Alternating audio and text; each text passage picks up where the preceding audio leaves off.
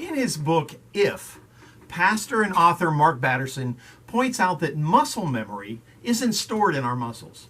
It's a procedural memory that is stored in our brain anytime we repeat a muscle movement.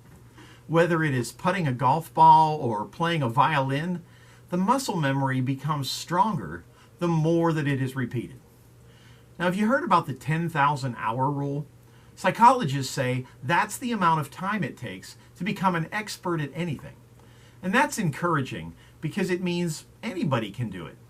But it's also discouraging because it means there are no shortcuts, no matter how smart or gifted you are. Just like a foreign language, developing a spiritual mindset is a learning curve. Can you imagine being frustrated on the first day of a foreign language class because you aren't fluent? I know I can. When I took French 3 in high school, I didn't do well in French 1 and French 2, but decided to keep pursuing it. Walked into class the first day for French 3 with a couple of my buddies who decided to do the same thing. And the teacher slammed the door shut, came in and just went, blah, blah, blah, blah, blah, blah. And I turned to one of my classmates and I said, "What did she just say?" And somebody else said, "There will be no language spoken in this classroom other than French from this point forward." My friends just got up and left, and they left me there. Somehow I survived. But that was frustrating because I knew I was going to be in a whole heap of trouble because I didn't know the language fluently. So that can be frustrating.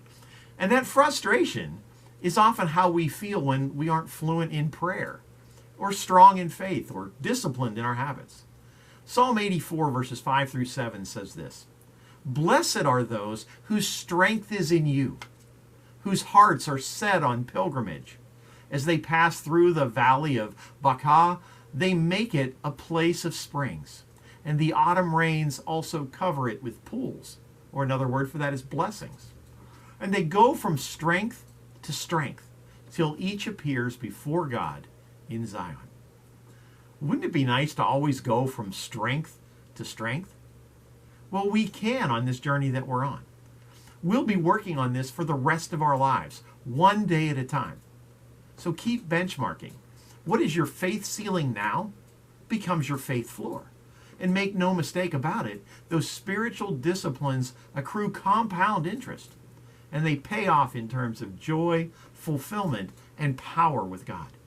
In Romans chapter 8, verses 5 and 6, Paul writes, "Those who live according to the flesh have their mind set on what the flesh desires. But those who live in accordance with the Spirit have their mind set on what the Spirit desires. The mind governed by the flesh is death, but the mind governed by the Spirit is life and peace." So choose life and peace and start developing a spiritual mindset today. I want to say thank you to all who helped make Holy Week special here at the Village Church. To our choir for their amazing cantata under the direction of Nick Patterson. To Pastor Greg and the youth worship team and the staff of Mission City Church for a moving worship gathering for our youth on Palm Sunday. To Pastor Todd and Pastor Mike for all of their extra hard work last week. To our office and our Wild Wednesday helpers. To all the participants in the Maundy Thursday Tenebrae service. To Forrest Coulter and his wonderful Rise Up team for a great youth event on Good Friday. And to Grace Smith and her incredible group of volunteers who made Saturday's Easter Extravaganza such a fun event for the families in our community. And then, of course, to all those who participated in our Easter services yesterday. Jesus has risen, and he is alive and well and living in us. So thank you. I hope that all of you have a great week, and I look forward to seeing you again on Friday with more from the Word for You today.